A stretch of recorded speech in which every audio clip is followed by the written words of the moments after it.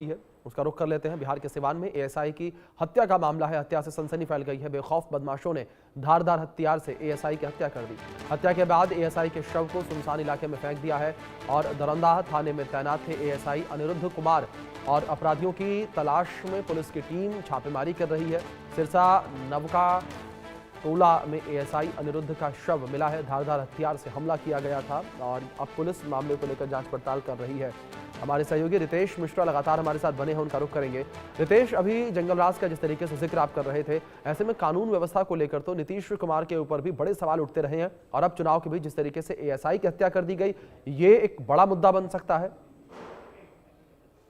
ने खुलेआम चुनौती दी और वो भी तब जब बिहार में इलेक्शन है 6 नवंबर को। सिवान में भी 6 नवंबर को ही पहले फेज में वोटिंग होने वाली है जी। तो आप सोचिए कि अगर पुलिस कर्मी ही असुरक्षित है तो एक बार फिर से बिहार के लॉ एंड ऑर्डर पर सवाल उठ रहा है, क्योंकि अभी कहा जाता है कि इलेक्शन के समय तो सबसे ज्यादा फोकस रहता है पुलिस प्रशासन का।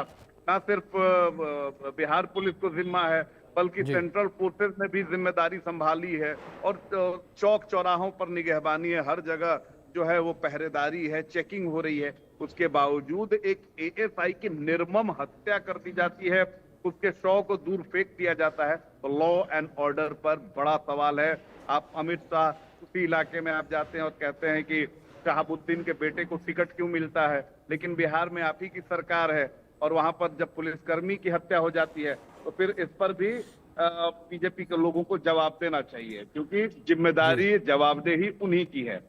एक बार फिर से लॉ एंड ऑर्डर पर सवाल उठ रहा है। पूरे मामले को पुलिस इन्वेस्टिगेट कर रही है और जो प्राइमा फेसी जो मामला निकलकर सामने आया है, इसमें कहा जा रहा है कि शराब माफियाओं की संलिप्तता हो सकती है इस पूरे घटनाकांड को अंजाम देने के लिए, क्योंकि अक्सर इस तरह से घटनाएं सामने आई हैं जहां पर शराब माफिया पर जब अंकुश लगाया जाता है वो किसी की भी जान लेने से गुरेज नहीं करते। तो इस मामले में भी वही चीजें निकलकर सामने आ रही है। हालांकि पुलिस सभी जो एंगल्स हैं उनको लेकर इन्वेस्टिगेट कर रही है कि हत्या के मूल वजह क्या है और क्यों इनकी हत्या हुई।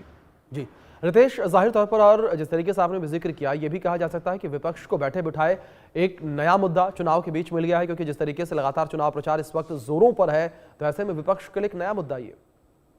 बिल्कुल, आपने बिल्कुल सही कहा कि विपक्ष को तो मुद्दा मिल गया। आप जंगल राज का हवाला दे रहे हैं। 2005 में बिहार से लालू राबड़ी की सरकार की विदाई हो गई, तब से बिहार में एनडीए की सरकार है, फिर भी आप जंगल राज का राग अलापते हैं।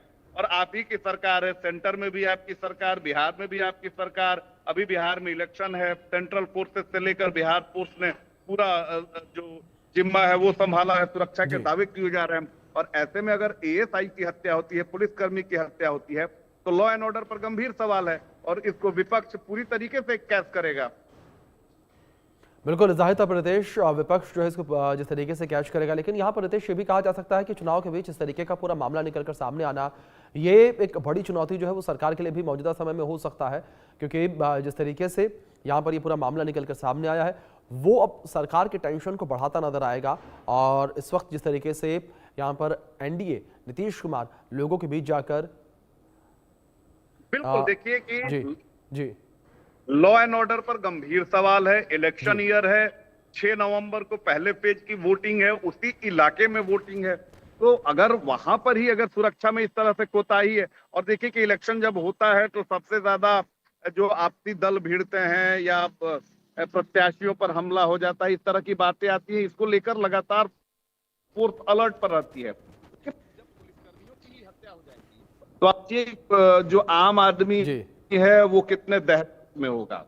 और इलेक्शन के समय में अगर इस तरह से वारदातें निकलकर सामने आएंगी, बिल्कुल रितेश, अब देखने वाली बात यहाँ पर यही हो गई कि किस तरीके से सरकार की एनडीए की मुश्किलें बढ़ती हैं चुनाव के बीच इस घटना के बाद। बहुत शुक्रिया फिलहाल जुड़ने के लिए और जानकारियों के लिए।